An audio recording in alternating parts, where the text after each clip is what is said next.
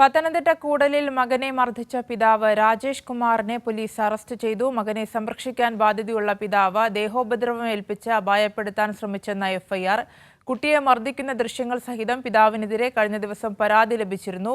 Suju T Babu വിവരങ്ങളുമായി ചേരുന്നുണ്ട്. സുജു, കഴിഞ്ഞ ദിവസമാണ് ഈ ദൃശ്യങ്ങൾ സഹിതം ഈ സംഭവം പുറത്തേക്കെത്തിയത്. പിതാവ് നിരന്തരം ഈ മകനെ മർദ്ദിക്കുന്നു എന്നായിരുന്നു പരാതി. ഈ സംഭവത്തിൽ ഇപ്പോൾ പിതാവിനെതിരെ കേസെടുത്തിരിക്കുകയാണ്. എന്തൊക്കെ കാര്യങ്ങളാണ് എഫ്ഐആറിൽ നിന്ന് വ്യക്തമാവുന്നത്? അരിയ ഇപ്പോൾ ഈ പിതാവിനെ പോലീസ് അറസ്റ്റ് ചെയ്തിരിക്കുകയാണ്. കുട്ടിയെ മർദ്ദിച്ച കേസിലാണ് അറസ്റ്റ് ചെയ്തിരിക്കുന്നത്. ഇതിൽ പ്രധാനമായി ഒരു കാര്യം, ഈ മർദ്ദന സംഭവിക്കുന്നത് മാത്രമല്ല, കുട്ടിയുടെ വൈദ്യപരിശോധന കുട്ടിയുടെ മർമ്മഭാഗത്തും തുടയിലും വയറിലും അടിച്ചുവെന്നും കണ്ടെത്തിയിട്ടുണ്ട്. പ്രതി മുമ്പ് ഭാര്യയും സഹോദരനെയും മർദ്ദിച്ചതായും എഫ്ഐആറിൽ പറയുന്നു.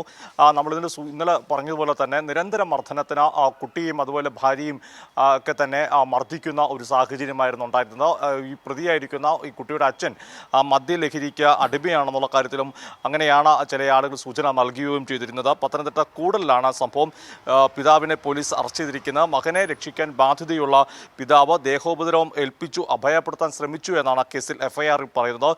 എന്തായാലും പോലീസ് ഇപ്പോൾ അറസ്റ്റ് ചെയ്തിരിക്കുകയാണ്. ഇന്നലെ ഈ വിവരം ലഭിക്കുമ്പോൾ തന്നെ കോന്നി ഡിവൈഎസ്പി രാജപ്പൻ റാവുത്തർ വ്യക്തമാക്കുകയും ചെയ്തിരുന്നു. അതായത് പരാതി ലഭിച്ചിട്ടുണ്ട്, ഇതിന്റെ ദൃശ്യങ്ങളുടെ അടിസ്ഥാനത്തിൽ കേസെടുക്കും, ഉടൻ തന്നെ നടപടി സ്വീകരിക്കുമെന്ന് ഇപ്പോൾ പോലീസ് പ്രതിയെ അറസ്റ്റ് ചെയ്തിരിക്കുകയാണ്. ശരി, എന്തായാലും പരാതി ലഭിച്ച സാഹചര്യത്തിൽ പ്രതിയുടെ അറസ്റ്റ് രേഖപ്പെടുത്തിയിരിക്കുകയാണ്. സുജു ടി ബാബുവാണ് വിവരങ്ങൾ നൽകിയത്.